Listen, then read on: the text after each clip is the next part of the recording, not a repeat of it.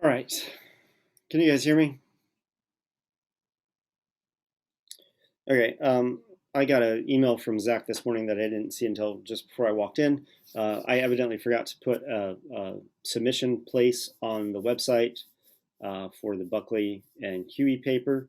So it's up there now. I set the due date later on today, so you can submit your literature summary there.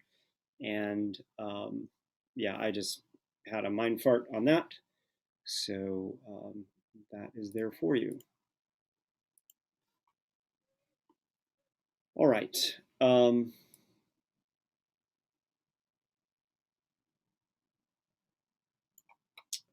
We are talking about energy and performance, and I need to know if you had any questions about that before we proceed, what we've covered up to this point.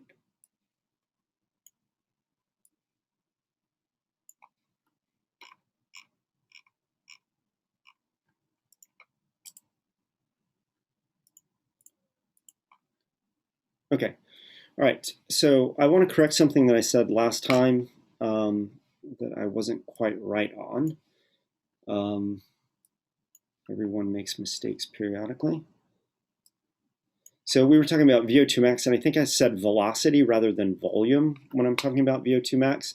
The V in VO2 max stands for volume, and it's the volume of oxygen that you can basically utilize. And VO2 max is the volume of oxygen that you can utilize when you're under maximal exertion. And so it's a measure of your sustainable aerobic metabolism when, for example, doing maximal types of activities. And so I think I said velocity last time, and it should be volume. In the case of many lizards and things like this, and frogs and salamanders for that matter, oftentimes things that we measure as a measure of physiological capacity are things like speed, because they are easy to measure, easy to quantify in most cases, whereas metabolic rate requires considerably more technology to measure directly. Speed is oftentimes one of the things that biologists are looking at when we're looking at things like physiological performance. And the other reason that people look at speed is because speed has fitness consequences. If you're fast enough to escape a predator, you live to survive and breed the next day. And if you're not fast enough, you don't in many cases. Although there's a whole body of energy questioning how we measure speed and whether or not speed is something that we should measure, because this is what scientists do. They find fault with things. So the nice thing about glycolytic metabolism is it allows you to get access to energy very quickly, but the unfortunate thing is you deplete that energy very quickly. But the nice thing is that you recover relatively quickly from that activity, whatever it is.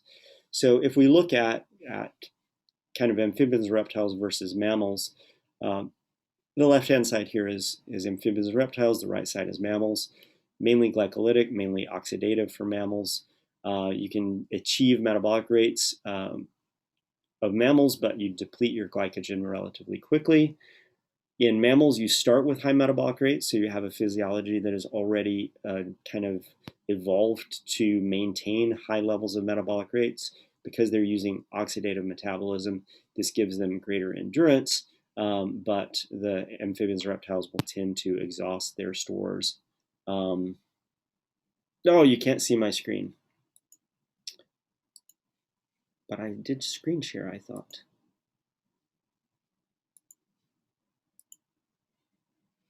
Yeah. Now can you? You guys can also talk to me as well. You're much more likely to get my attention by talking to me than by putting something in the chat, because I can't really see the chat very well when I'm running something. Rose, why do you have your hand up? And I can't hear anything. All kinds of things wrong. Okay.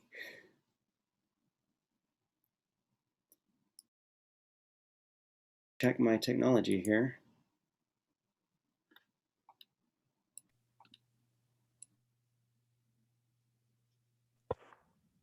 All right, something is wrong.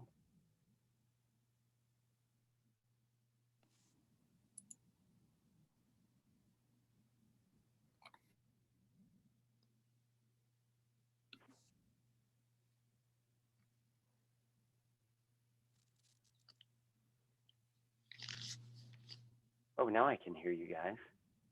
You Can you guys can? hear me? Yeah. Were you guys hearing me that whole time? Yes. Okay, but I cannot hear you. Sorry. Thank you for the heads up on that. All right. Can you see my screen? And you can hear me. And I can hear you.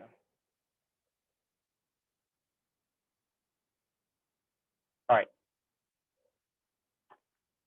So we're going through mammals and herps. Herps are mainly glycolytic. Mammals are mainly oxidative.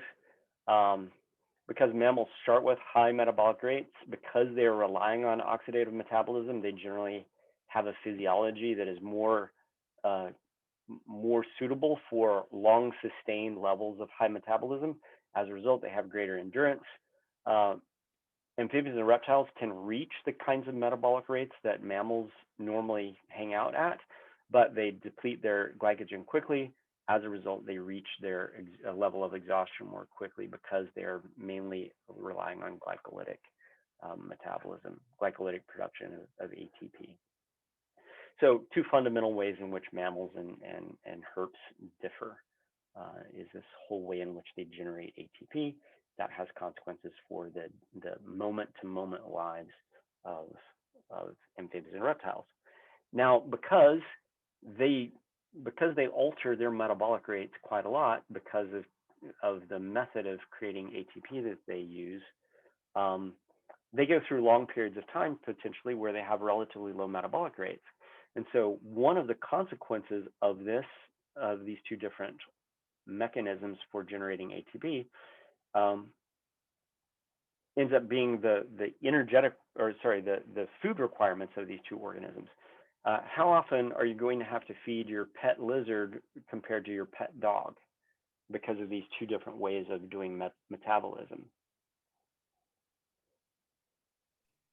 Dog's more frequent than the lizard.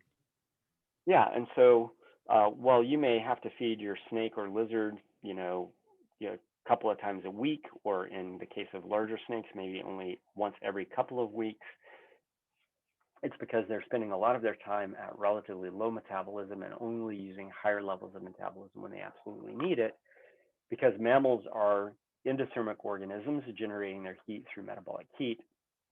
They begin with high metabolic rates, but as a result, they also churn through a lot of energy over time, and so they're constantly having to kind of feed the metabolic furnace in order to operate.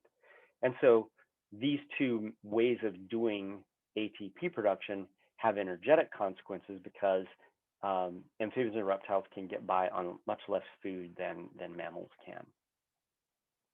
And so that's one of the many consequences of this difference. So this is a figure from your textbook.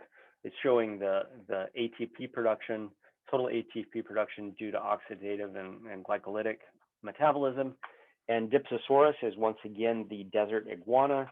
It's a large lizard, so it's easy to work with physiologically, which is why you see it in a lot of these studies. You can see that it generates most of its ATP through glycolytic metabolism. Dipodomys is a kangaroo rat that occurs in a similar environment, and it does most of its ATP production through oxidative metabolism. So this is back to this fundamental difference between mammals and herps. So this is a figure that you've seen, a similar figure. You've seen me draw it on the board behind me. Somebody explain to us what this figure is trying to get across.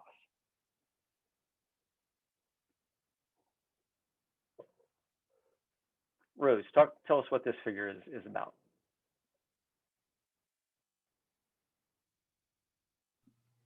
It's saying that there's an optimal temperature for speed to occur, and if you go either higher or lower than that, it drops drastically.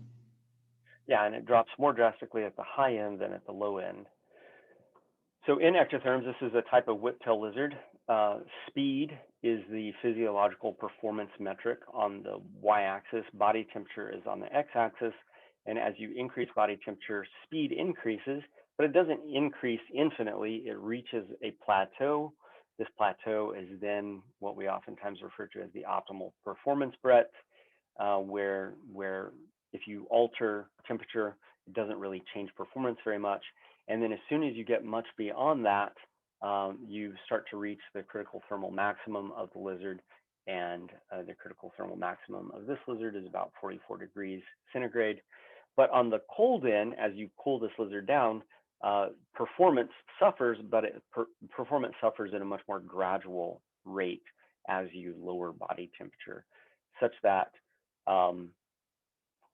in here we're going from like 39 degrees to 44 degrees. That's a 5-degree centigrade difference.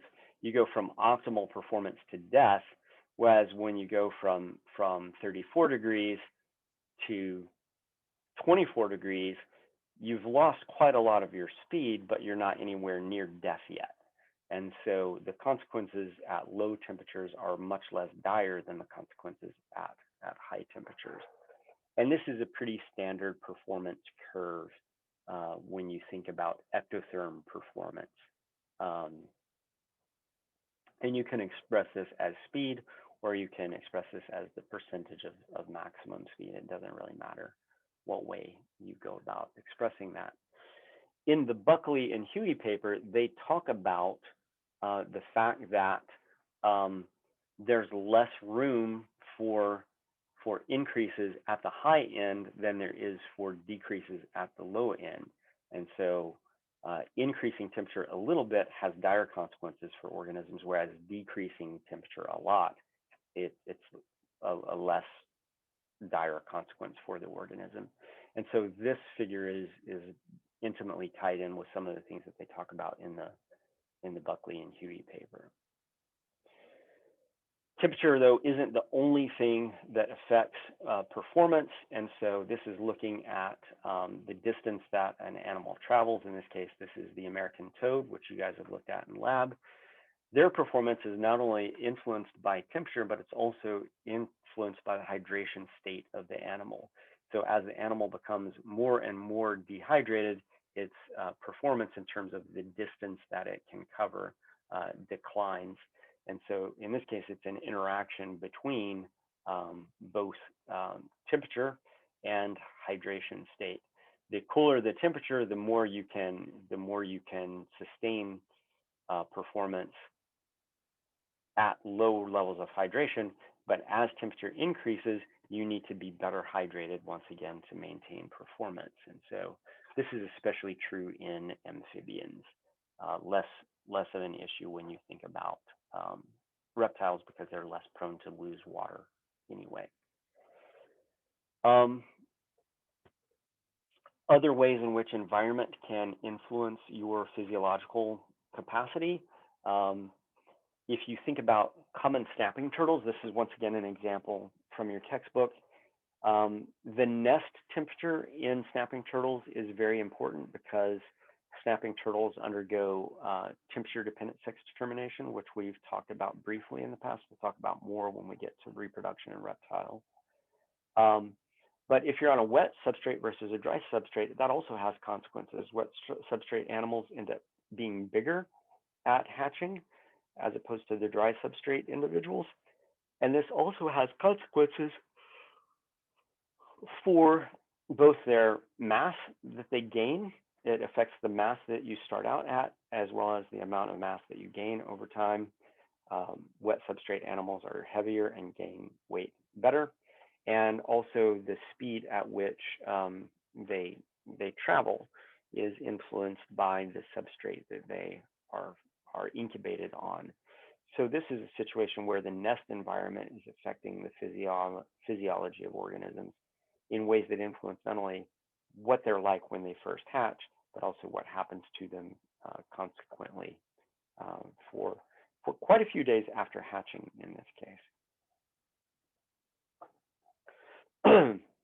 One of the things that you'll find about any organism that lays its eggs out in nature is that incubation environment can be very important in influencing what happens to the animal after it hatches. And this is true of herps, it's true of birds as well. So when we think about energy, we can think about all these things having to do with um, gas exchange and different forms of metabolism, but ultimately they're using this energy to ultimately do things. One of the things that they do is locomotion. And so we can look at different kinds of locomotion across different taxa. So this is a figure in your book. One of the things about energetic costs is that they tend to decline the bigger you are. So the larger you are, in many cases, oftentimes, the slower your metabolic rate is, but also the larger you are, the less of your total mass you're actually putting into energetic activities. So you have a lot of your mass is just actually static, not really contributing much to metabolic costs of activity, simply because there's a lot of you there. And so we always will take these types of figures and plot them versus body mass. So in general, the energetic cost of locomotion in this case declines as you get bigger. But even within this, there are some forms of locomotion that are more costly than others. So if you look at salamanders, they locomote by basically crawling around on all fours, and their energetic costs are below this line. So their residual energetic costs are negative relative to, for example, frogs. Frogs hop, and so they have these brief spurts that they do over and over again. Recall looking at the thigh muscles of, for example, the bullfrog. Those thigh muscles are what is allowing that animal to locomote. It locomotes by hopping. And so every time those thigh muscles contract, in order for that individual to hop, they're using up a huge amount of energy. So hopping in frogs is more costly than crawling in salamanders. When we look at snakes, these are things that the book points out. There are 3 different types of locomotion in snakes that we will talk about in the chapter on locomotion. One form of locomotion is such that the animal compresses its body at the back to push its front end forward, and then it grips the substrate with the belly scales up front and then pulls the body up from the front. So it extends the front and then pulls up the back, extends the front, pulls up from the back, sends the front out, and then pulls the back up behind it. And this is called concertina, or we also call it rectilinear motion. That's a much more costly way of locomoting than lateral undulations, the normal snake slithering motion, which is what the majority of snakes do. But then we have things like sidewinders, a species of snake that lives in the desert southwest of the United States that occurs on sandy substrates. On sandy substrates, lateral motion requires you to push against the substrate. And because you're on a sandy substrate, that substrate tends to give. So lateral undulation is not very efficient for moving forward. But sidewinding is an adaptation for locomotion in sandy areas. And it also turns out that sidewinding ends up being a very low cost method of locomotion, in addition to being useful in sandy substrate areas. And so anything that is above the line is more costly at a particular body mass than things that are below the line, which are less costly. And so different forms of locomotion have different energetic costs. Sidewinders are sit and wait predators, and they also have a very efficient way of locomoting. Now, there's this idea in behavioral ecology that different animals have different foraging modes, and they generally fall into 2 broad categories: what we call sit and wait predators, or ambush predators, predators that sit around and wait for the prey to come to them, and then they attack the prey from a static position versus actively foraging. And these organisms are organisms that are moving around a lot, searching for prey. And as you can guess, there are different energetic costs to these different ways of finding prey. Which of these two methods of searching for prey and capturing prey which one is more energy intensive and which one is least energy intensive? Looking, No, go ahead. like yeah, looking would be more energy expensive. Yeah, so generally if you're an active forager, that's going to be more energetically expensive. So if we look at Coluber flagellum, this is one of the racers here in the United States. It's in the same genus as the blue racer that we have, but this is called the coach whip. It occurs further south than Missouri. It's an active forager, whereas Crotalus cerastes is the sidewinding snake from the deserts of the southwestern United States. One of these is an active forager, Coluber flagellum. It's a very fast snake, very difficult to catch because it's very quick. It's an actively foraging snake. So it uses a lot more energy per day, but it also gains more energy per day than Crotalus cerastes. Crotalus cerastes, because it's a sit and wait predator, it uses considerably less energy per day in its activities, but it also takes in less energy as a result of its particular foraging mode. In both of these cases, they're taking in more energy than they're using, which is good. If you're running a deficit in energy, eventually you're going to die. But it's one of those situations where you kind of get what you pay for. You get more energy because you're expending more energy to get that energy. In this case, you get less energy because you're expending less energy because you've adopted a sit and wait sort of tactic versus an actively foraging tactic.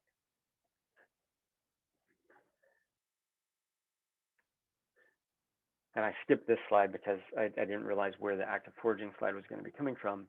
But then the other thing that you can think about is when you think about the energetic costs of gaining energy, there is also an energetic cost to feeding.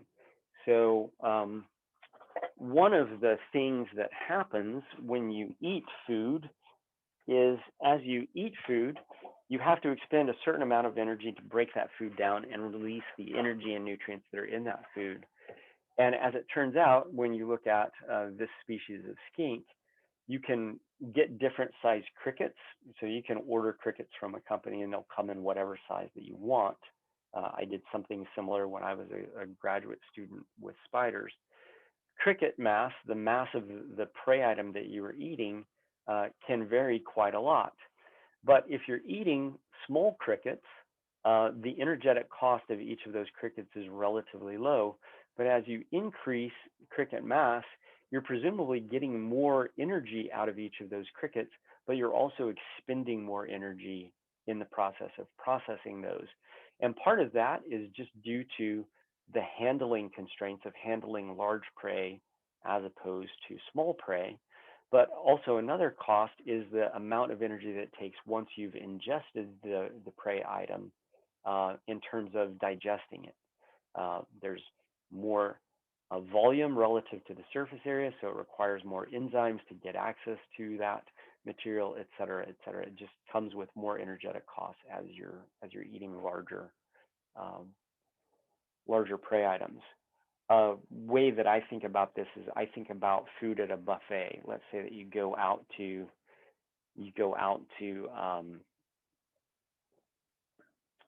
the Golden Corral, and on the Golden Corral buffet you have a variety of options. You can get a steak or you can get a bunch of popcorn shrimp. Well, the nice thing about popcorn shrimp is that there's hardly any cost in eating those. You can just pop them in your mouth and down them very quickly. A steak, you have to get it on your plate, you have to cut it up, you have to chew it for a while because steak, especially at the Golden Corral, is probably not going to be particularly tender. Even if it is well cooked, it's still going to take some chewing to take care of that. So you can think of your own experience of eating different types of food. Some types of food have high costs in acquiring and processing them. Other foods require less cost to acquire them. The popcorn shrimp. If you want to stick with shellfish, think of the difference between handling popcorn shrimp and lobster, especially lobster legs, or crab legs rather. Crab legs, you have to crack them, then you have to get the flesh out of the leg, et cetera, et cetera. They're much more involved. They require more energetic input to get the energy out of them. Same thing applies to lizards eating crickets.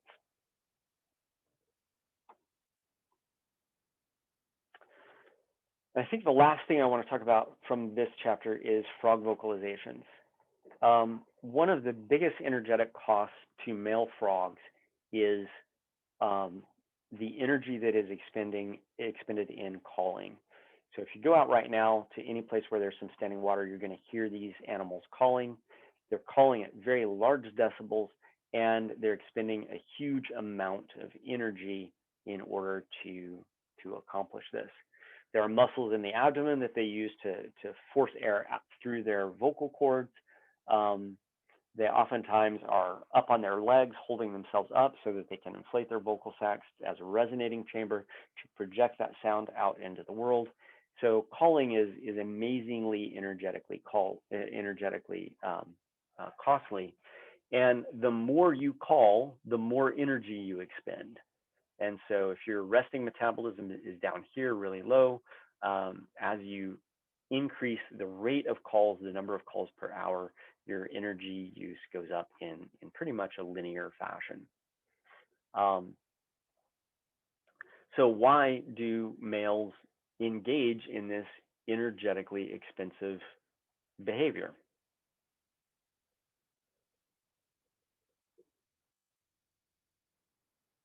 You could ask the question, why do males do most things that males do? For mating. Yeah, the goal of calling is you attract a female to you, you mate with her, and you increase your fitness by producing offspring. So if you look at the calling rate in terms of number of calls per hour, that has high energetic costs, but also it translates into mating opportunities. So as you call for a longer period of time, this is number of days in the chorus, you find that your fitness goes up in terms of the number of mates that you have acquired over that time period. In addition, the longer you are in a particular chorus, let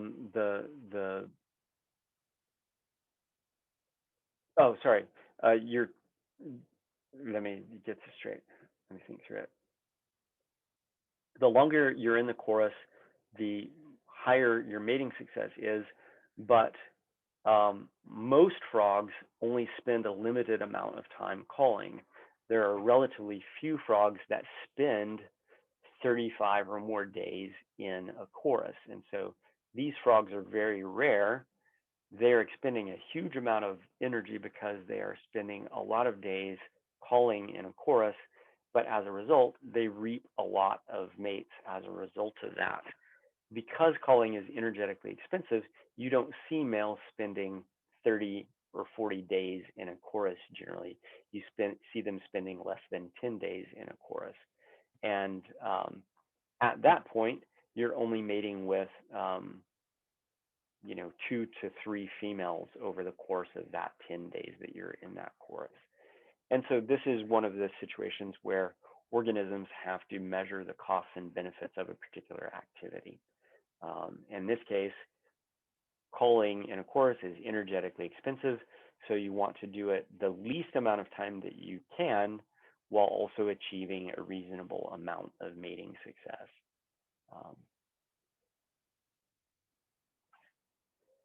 There's a little section at the end of the chapter having to do with estivation, but it's not really that involved. During estivation, organisms essentially reduce their metabolism. So estivation and hibernation are two related terms. What does estivation refer to?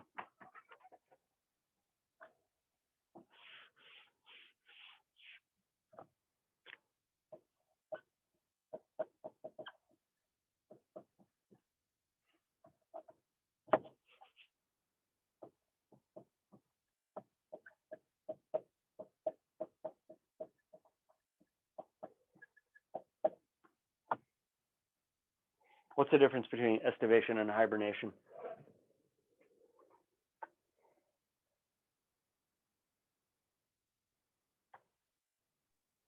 Estivation is about like going underground or going dormant due to drought or like high heat conditions, whereas hibernation is the opposite. Yeah, so estivation is basically dormancy, but it's dormancy that is induced by what you said, dry conditions or hot conditions. And so you would expect organisms in a desert to be estivating during the dry season. This is basically what these frogs that cocoon do. They dig themselves down into the soil, they provide a protective cocoon around them, they enter that, they secrete that cocoon around them, and then they just hang out there. Basically, their metabolic rate goes down to almost zero while they're down in there, and then they emerge once conditions are wetter and suitable for breeding. They come out, they breed for a couple of days, they eat some food, and then they go back into estivation. Hibernation, on the other hand, is dormancy as a response to falling temperatures, dropping temperatures, cold temperatures. And amphibians and reptiles will do both of these depending on the type of environment that they are in. But when they are doing this, they generally let their metabolic rate fall to very, very low levels, just enough energy to kind of keep them alive. And as a result, during these dormant periods, they will generally lose weight, but they would not lose as much weight as if they attempted to stay active during those times. And so another one of the advantages of not being an endotherm and not relying on oxidative ATP production is that you can just let your metabolism fall and you don't really suffer any negative consequences as a result of that. If our metabolism falls down below a certain level, all sorts of bad things start to happen to us. I had a student a number of years ago who was on thyroid medication, and she was a very good student over the course of the whole semester. She had thyroid cancer earlier in her life, and so she had to replace her thyroid hormones with oral supplements. And one of the things that you should know from physiology is that your thyroid hormones basically influence metabolism. And she was doing really good all throughout the semester, and she got to the final and she failed the final, like devastatingly failed the final, like failed the final so bad that it negatively affected her final grade. And I was like, when I graded her final, I was like, that's really unusual. And so when I saw her the next semester, the spring semester, I pulled her into my office. I said, what happened to you on the final? And she's like, yeah, my thyroid medications got out of whack at the end of the semester, and I was just really not in a good place. I'm like, oh, I wish I had known that, because metabolism affects mental acuity. If your metabolism falls way down below what it should be, you lose the ability to think clearly because your brain is a highly metabolically active organ. And so I'm like, that probably is why you failed the final. And so we got a letter from her doctor explaining what the situation was, and we re-administered the final exam in that class to her because she had a medical condition which affected her performance because it affected her metabolism. So we suffer dire consequences when we let our metabolism fall below a certain level. Amphibians and reptiles don't have that difficulty. And that, as they say, is that. All right. I drew names out of the hat earlier today, and today is Elizabeth Ellis's time to talk to us about Buckley and Huey. But before we do that, Kiara, do you have something that you need to tell the class today?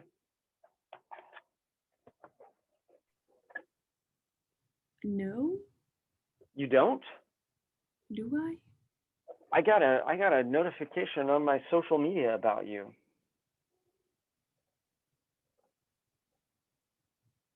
Brag to us, Key. I Are you talking sports related? It's sports related. Oh yeah, I'm pretty sure it's sports related. I made the All-American team. Yay! Thank you. Sure, no problem. It's good to be accomplished in things. We should celebrate being accomplished periodically. Thank you. All right, Elizabeth, can you take us through this paper? Sure. So, Okay. um, Before you start, how did you guys find this paper? Difficult to read? Easy to read? I kind of found it a little bit difficult just to like understand the specific like results and conclusions that they found. It's a little on the dense side, isn't it? Yeah. Okay. Yeah, continue, Elizabeth. okay. So, for the Buckley and Healy paper, basically, what I got out of it is that they were looking to see how climate change was affecting diversity at different latitudes. And when they were discussing climate change in the introduction, they were basically talking about analyzing climate change as like a slower change in temperatures over time, a slower warming over time, versus climate change as acute stress events. And basically, they kind of argued that the acute stress events are having more of an effect, acting more selectively on the organism's thermal tolerances, but also they argued that the climate variation increases in global temperature are causing the acute stress events, so we can't really separate them. Okay, so that's actually a pretty good summary of sort of what their goal is. Now that we've talked about temperature and physiology some, what's a good visual for thinking about this?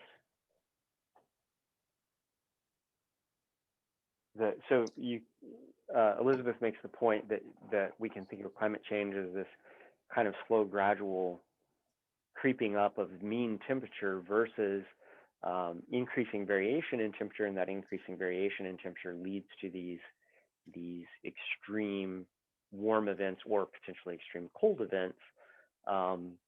What's a good visual to keep in your head as you go through and think about the rest of this paper? The temperature and physiological response graph we looked at like 20 minutes ago. Yep, that's exactly what I'm looking for. This thing right here. Once again, the average creeping up a little bit slowly isn't nearly as consequential as a day that creeps up a lot. You know, a single day that is really, really hot.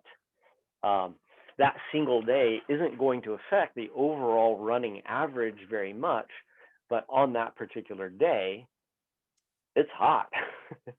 And it can be hot enough that it becomes difficult to survive that heat if you don't have some mechanism for dealing with that. And so that's, I think Elizabeth's done a really good job of kind of summarizing, you know, kind of one of their goals, which was to contrast these two ways of thinking about climate change. So whenever I think about temperature and ectotherms, always in the back of my mind, I have this curve in mind. There's a poster out in the hall.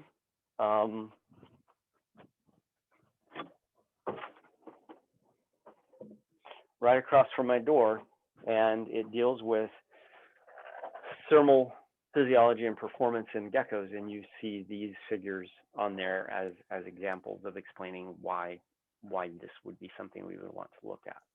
So I always have that in my mind, and you should also continue, Elizabeth. So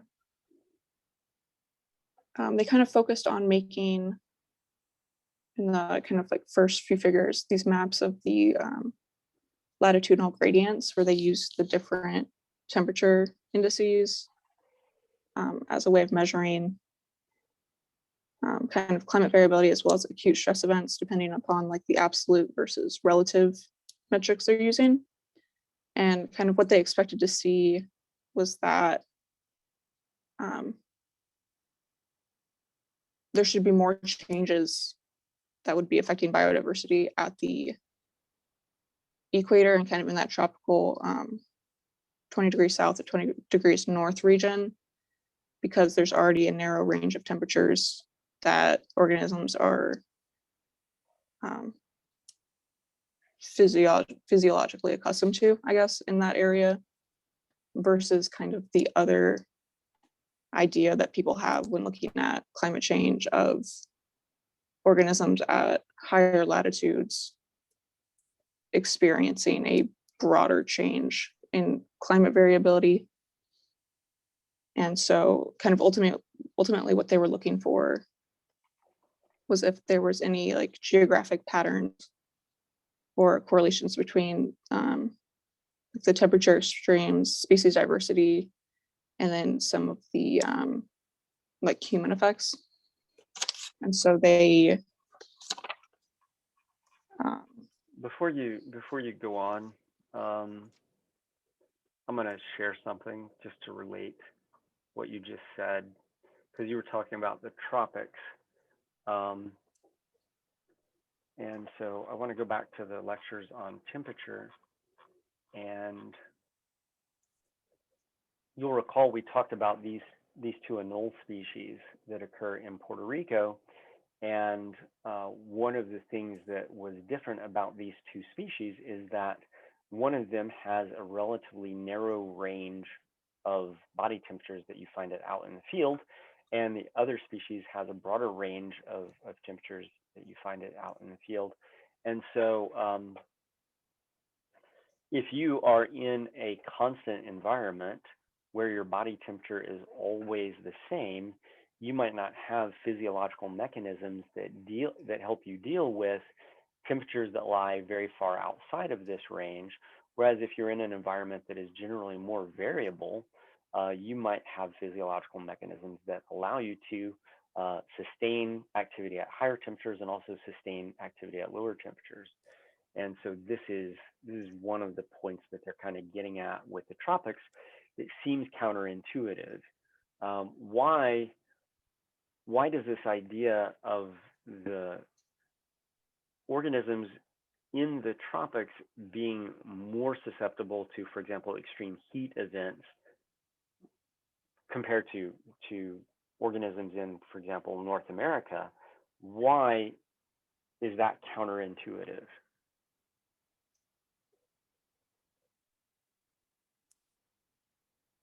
And they make a big deal of this counterintuitiveness in the paper, actually. Because the tropics are naturally hotter already. Yeah, And what- you think of the tropics as being hot. I mean, why do we go to the tropics in the winter? Because it's warm there.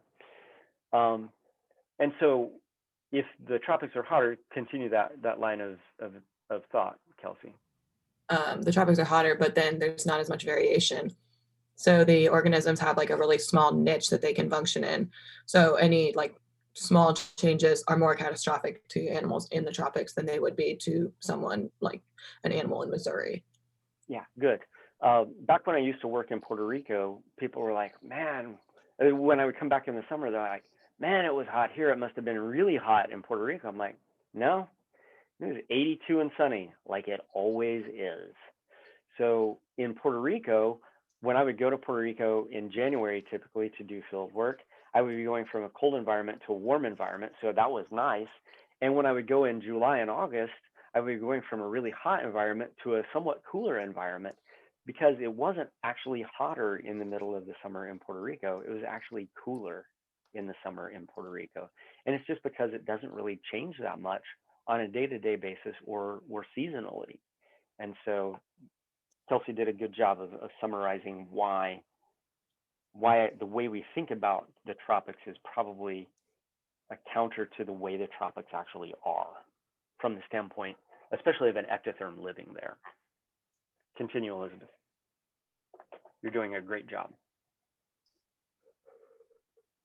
Should I go like more into the methods or just like kind of go figure and methods together? Sorry, just like Yeah, you I can don't really do know how whatever. to step this Whatever, up.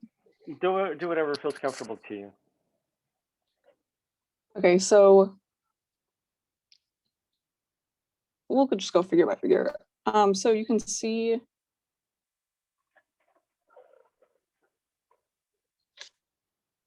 in figure 1, they're kind of showing in the tropics the shift between their baseline data, which is the 1961 to 1980 time period, versus the recent data, which is the 1991 to 2010 data.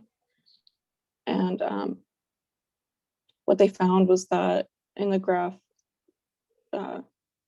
A graph, they saw that there was a shift to the right in temperature, which you can see is like the red line compared to the blue line, where the proportion of like hot weather days has increased in comparison, so that it's within the upper 10% of the baseline temperatures, versus or so that there's more hot weather days occurring versus the cold weather days. Yeah, so And you have then fewer cold extremes and more hot extremes.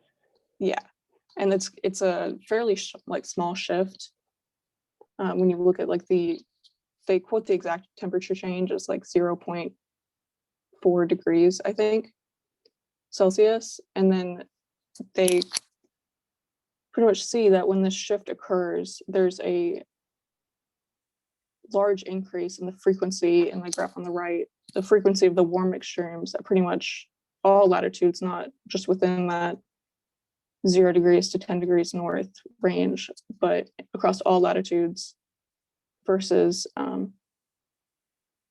a decrease in the frequency of the cold extremes. And so this was what they took from this was that the shift in warming has caused a massive increase in the warm extreme events, and that's what's going to be mainly influencing like biodiversity changes, pretty much is what they're going to extrapolate from this. Yeah, and this is especially so that peak is especially problematic in the tropics. The increase in the number of extreme warm events is present across the board, but it's really increasing in the tropics. Is what that figure. So that was my take home point from that figure. Yeah. Yeah. So that's just kind of like reinforcing their viewpoint that like the equatorial latitudes are going to be most affected by this warming event over time. And then I guess moving onward, they constructed their figures for figure 2 using the absolute metrics, which you can see in table 1, which is basically using the idea that these maximum like temperature changes will be most, or like these maps are most useful if we assume that a high temperature change will be equally extreme to like all organisms present within that latitude. And so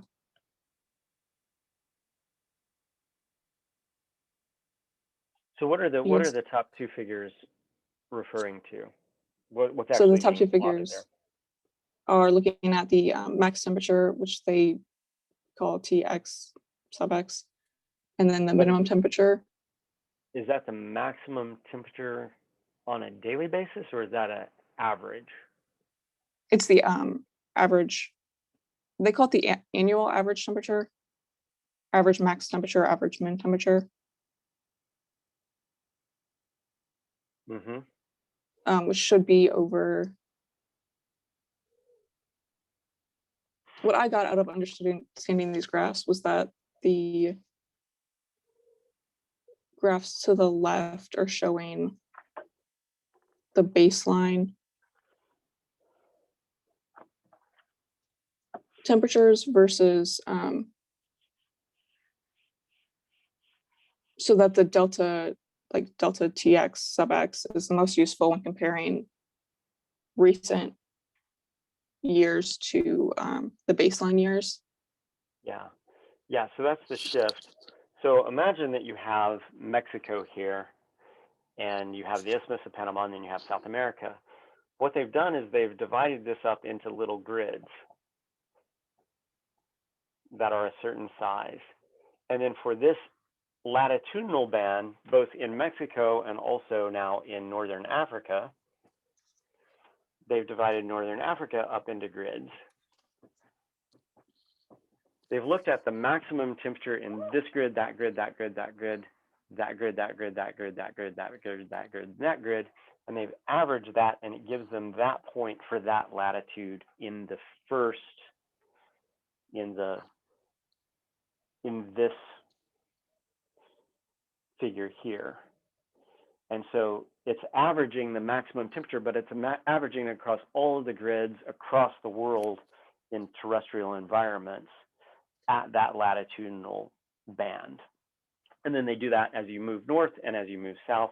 And so the y-axis is latitude, and then the x-axis is temperature, but it's the temperature that is the maximum temperature averaged across all of these different grids that they've set up. So whenever you look at any of these figures, recognize that they've basically divided up the Earth into a bunch of little squares, and then they've looked at temperature in each of those little squares, and then used those to get an average for a particular latitude. And so that's why I think maybe reading the paper was a little more difficult for you, is just latching on to what exactly they were doing to generate the data. So hopefully that helps.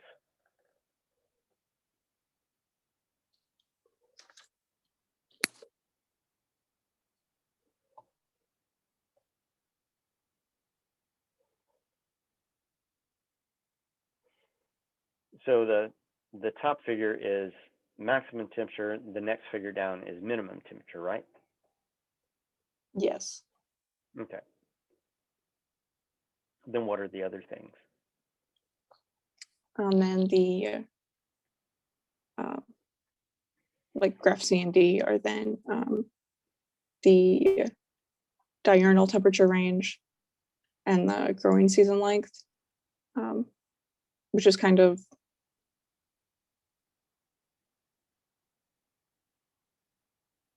like diurnal temperature range is accounting for temperatures during the day when it's hottest. And so it doesn't really account for temperature variation, where like you would expect to see like the Saharan region to have a pretty extreme temperature drop, but we're not necessarily going to see that because it's the diurnal temperature range. And then I thought of growing season length as like an estimate of temperature in terms of like agricultural use almost, where we expect to see warmer days, as well as like when looking at growing season length, we're also looking at raw rainfall. So that's why you see in the Delta GSL graph, there's a large increase kind of in the number of growing season length days in the northern latitudes, because they're getting warmer, and so their like season is increasing. Yeah, so when you guys look at the diurnal temperature range graph, when you look at the first of the lined graphs, look at the places where you get this big increase in diurnal temperature range, getting up to a diurnal temperature range of, 15 to 17 degrees. Where do those things occur relative to things that you see in the map on the left?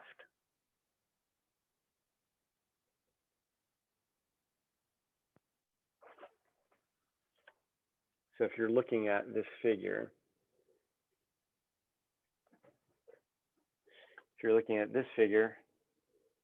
you see these two big increases. Where are they occurring relative to things that are on the global map? Are you talking about the increases at the pretty much both 20 degrees north and 20 degrees south? Yeah, Which Tropic should of be- Cancer, Tropic of Capricorn, which are just at the edge of the tropics. You get these big increases in diurnal temperature range.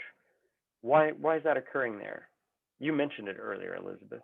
It's because there's a large desert region, like the Sahara is huge, and then it's also accounting for, I think like South Africa is fairly dry, and Australia also has like dry and high heat waves.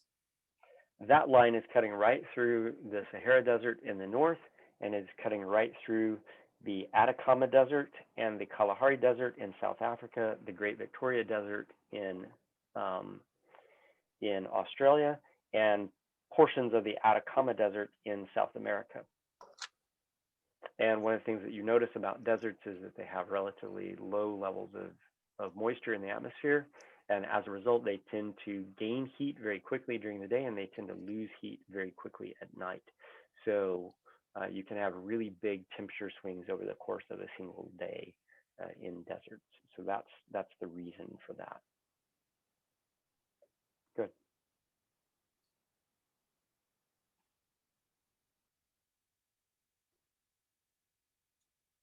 So I don't really have much else to add for these graphs. So if anyone has anything else to say, we can go for it. Otherwise, I'll move on.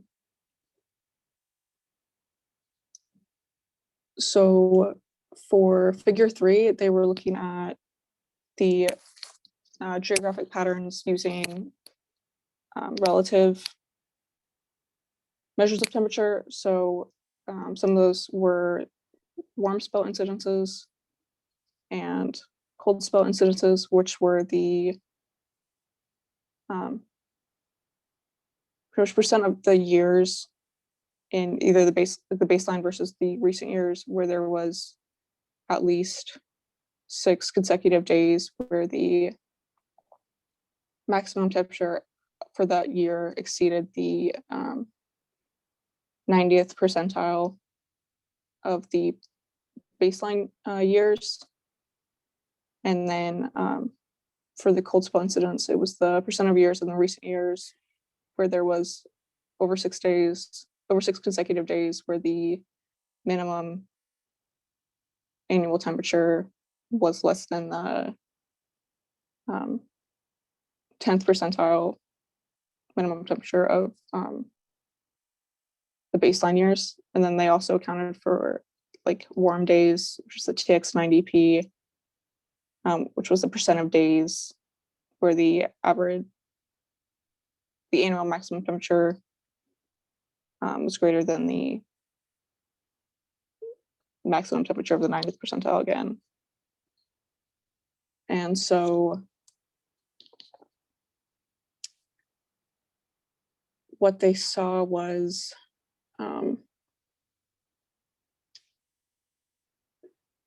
there's a higher percentage of warm spell incidences in like the line figures on the right at the latitudes above 20, or like most concentrated above 20 degrees north. And then there's a decrease in warm spell incidences overall in the tropics area. But then when you look in the delta TX90P percent, you could see that when you compare it to the baseline years, there's a higher percentage of warm days compared to previous years overall across most of the latitudes. And then when you compare that to the cold spell incidents and minimum temperatures, you can see, especially for the delta T and 10p%, that there's a pretty drastic drop off, a decrease in the number of cold nights in comparison in the tropics region compared to the other latitudes.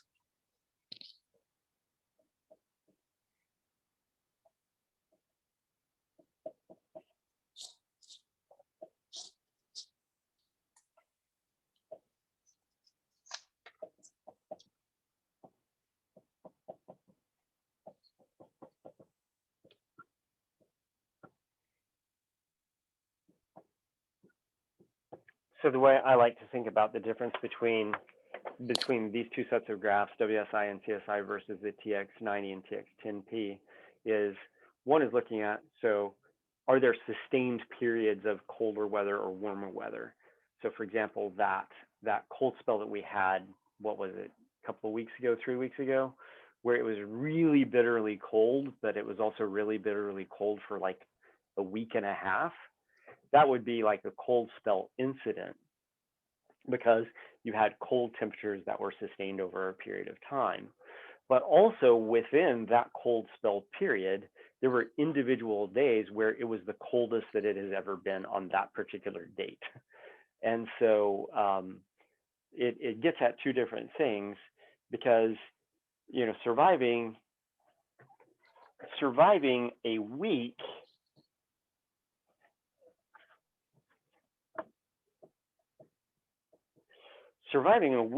at 0 degrees Fahrenheit is different than surviving a single night at -14 degrees Fahrenheit.